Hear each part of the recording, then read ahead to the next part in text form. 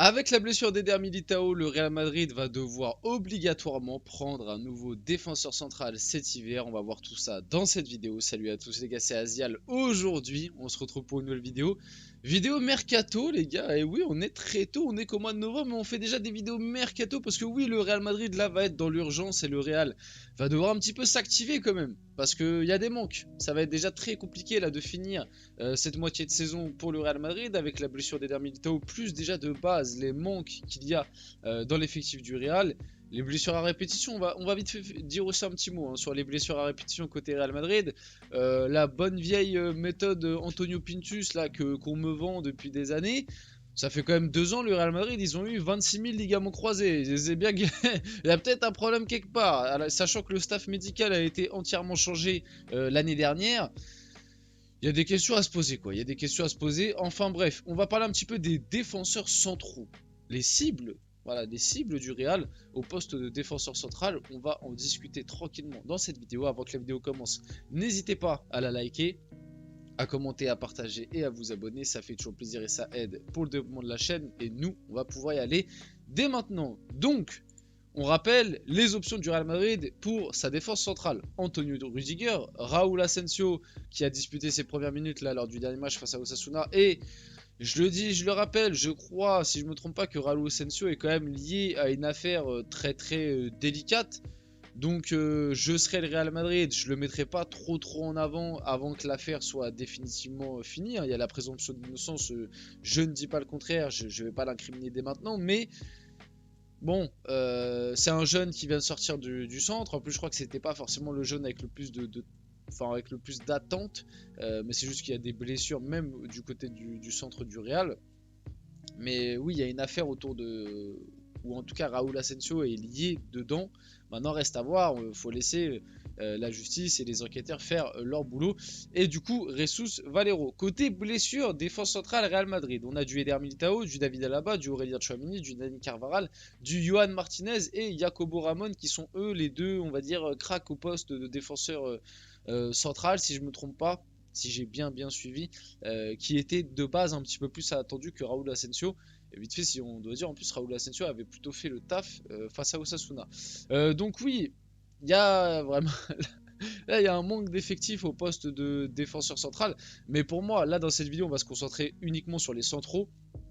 Mais pour moi, le Real cet hiver a besoin de recruter minimum 3 joueurs. Je vous le dis tout de suite, je sais très bien qu'ils vont pas le faire.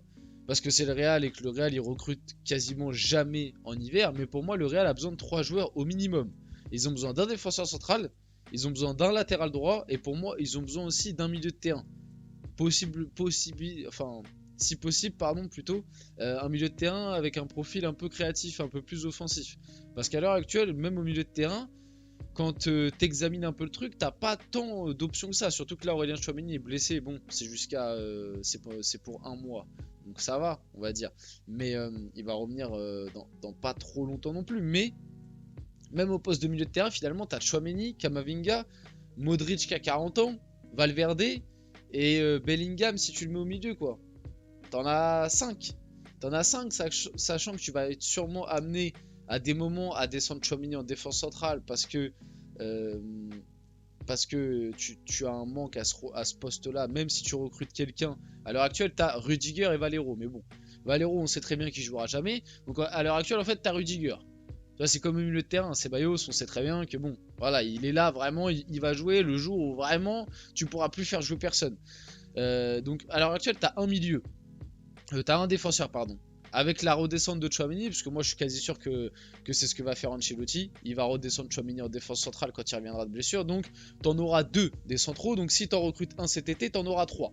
Parce que David Alaba, il était censé revenir déjà, on le rappelle, au mois d'octobre. Au final, là on nous annonce début janvier 2025. Mais des échos qu'on a du côté de Madrid, c'est qu'au final on sait même pas si David Alaba il sera de retour pour cette saison. Parce qu'il a du mal à revenir de sa blessure, un peu comme un Kipembe du côté du PSG. Apparemment, c'est compliqué. En fait, en réalité, on ne sait pas trop, même s'il pourra reprendre cette année encore. Parce qu'il y a des rechutes, parce que je sais pas. Bref, j'ai pas plus d'infos là-dessus, mais de ce que j'ai compris et ce que j'ai entendu, David Alaba, il y a de gros doutes sur la possibilité qu'il puisse rejouer cette saison. Alors que de base, il devait revenir déjà le mois dernier.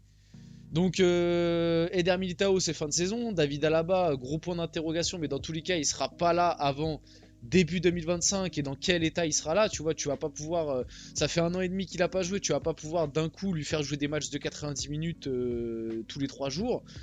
Donc voilà, t'as des Carvaral c'est pareil, absent, donc même si Carvaral c'est latéral droit, c'est pour ça que je vous dis, pour moi il faut un latéral droit aussi au Real. Donc voilà, t'as des gros soucis. Et même au milieu, si tu redescends Tchouaméni en tant que central, du coup, si tu comptes Tchouaméni en tant que défenseur central, t'as 4 milieux quoi. T'as 4 milieux de terrain, donc imagine t'as une blessure, t'es tout de suite très rapidement mis en difficulté. L'effectif du Real pour moi cette année, mais c'est le cas déjà depuis un peu pas mal d'années, mais c'est juste que les années précédentes, le Real, Ancelotti, à chaque fois il arrivait à très très bien bricoler, parce qu'en vrai, l'effectif du Real, je trouve depuis pas mal d'années, à chaque fois il y a des manques. Il y a des manques à beaucoup de postes, et heureusement qu'Ancelotti à chaque fois il arrive à bien bricoler et que les joueurs arrivent à répondre présent. Je pense aux années où à des moments Nacho il faisait le boulot latéral gauche. L'année dernière t'as eu un moment Tchouaméni défenseur central pendant pas mal de matchs. Voilà, t'as déjà eu l'année dernière t'avais pas de numéro 9, t'as dû un peu improviser un Bellingham qui joue dans ce rôle là entre guillemets, numéro 10 qui se projette un peu en 9. Enfin bref, côté Real, ça fait pas mal d'années où je trouve que l'effectif est pas très bien construit. On va passer un petit peu quand même au truc intéressant.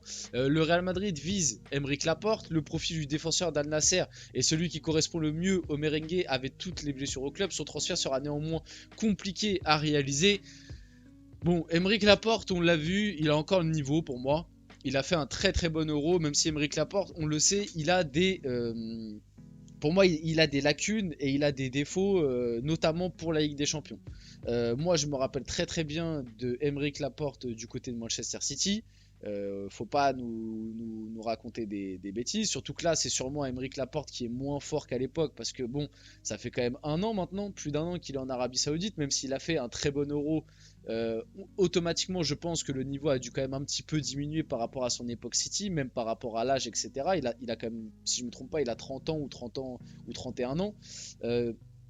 Donc il doit être sûrement un tout petit peu moins fort. Et moi je me rappelle qu'à l'époque de City, c'était un très bon défenseur, mais que souvent, dans les matchs à pression et les matchs de Ligue des Champions, c'était un mec qui était capable de te faire une boulette complètement débile. Combien de fois, dans des matchs importants de Ligue des Champions, il a fait des erreurs qui étaient impardonnables, qui ont coûté des buts à Manchester City. C'est arrivé pas mal d'années. Donc par rapport au Real Madrid, avec la pression qu'on connaît et les matchs très importants de Ligue des Champions, parce que là, le Real Madrid, je pense, va essayer quand même, encore une fois, encore cette année, de faire la surprise en Ligue des Champions. Aymeric Laporte, je suis pas sûr que ce soit le meilleur move. Maintenant, oui, c'est un très bon défenseur. Pour la Liga, il n'y a aucun problème. En plus, il est gaucher, il a ce profil de relanceur qui, je pense, serait parfait pour compléter Rudiger. En plus, bah, c'est un profil un peu comme Alaba, donc tu aurais Alaba, Aymeric Laporte, et à côté, tu aurais Rudiger et Eder Militao quand tout le monde sera rétabli et en forme. Donc vraiment, c'est parfait, ça se complète entre guillemets. Deux gauchers relanceurs et deux droitiers un petit peu plus durs sur l'homme, donc nickel. Mais maintenant, c'est cher. Faut pas oublier qu'il est du côté de l'Arabie Saoudite et qu'il a un très gros salaire. Et comme je vous l'ai dit, il y a quand même cette faille-là en Ligue des Champions. Donc pas de contact entre Aymeric Laporte et le Real Madrid. Al Nasser réclame 30 millions pour son défenseur, un prix qui va à l'encontre de la politique de recrutement du Real pour un joueur de cet âge-là, sans oublier le salaire qu'il a, qui doit être très important. Alors je doute pas, hein, s'il vient du côté du Real, il baissera sûrement son salaire, mais il va demander quand même un salaire assez important. Il a déjà 30 ans du coup, enfin même 30 ans passés, donc voilà. On parle aussi d'un retour de Sergio Ramos, mais ça n'est pas d'actualité. C'est un petit peu un nom qui circule dans la presse, mais du côté du Real, pour moi, ça me paraît impossible. Pourquoi? Parce que Sergio Ramos est parti en embrouille avec le Real, que on connaît un petit peu l'ego de Florentino Pérez et que ça me paraît très très compliqué de voir le retour de Sergio Ramos. Et puis un peu pareil, pour moi, Sergio Ramos, la Liga, ça peut passer, mais en Ligue des Champions, ça va être très compliqué. Et si tu recrutes un défenseur cet hiver, pour moi, autant recruter un mec qui sera le titulaire. Parce que si tu recrutes un mec pour juste qu'il soit dans la rotation, le faire jouer un peu en Liga et en fait mettre Tchouaméni en tant que défenseur central, bah j'ai limite envie de te dire autant recruter personne et faire jouer un jeune. Pour moi, un jeune du Real, pourra très bien faire ce rôle de rotation en Liga à des moments, surtout que même si là le Barça a perdu, pour moi la Liga ça va être très compliqué pour le Real cette année. Après je peux me tromper mais voilà. Et la dernière piste un petit peu, c'est Castello Luqueba qui est la piste principale du Real Madrid à ce poste. Il y en a d'autres, hein. Il y a aussi Victor Reis, etc. Là j'ai ciblé, enfin j'ai mis ceux-là parce que c'était vraiment les dernières infos qui sortaient. Mais il y a du Victor Reis du côté du Brésil et il y en a d'autres. Pour parler de Castello Luqueba pour cet hiver, ça me paraît impossible pour la simple et bonne raison qu'il a prolongé il n'y a pas longtemps, que Leipzig va sûrement demander 80 millions, quelque chose comme ça. Donc peut-être pour l'été prochain, mais pour cet hiver, Castello Luqueba, ça me paraît impossible. On finit la vidéo là-dessus. J'espère que cette vidéo vous a plu. Si c'est le cas, n'hésitez pas à la liker, commenter, partager et vous abonner les gars. C'était Azial. On se retrouve très rapidement pour une prochaine vidéo.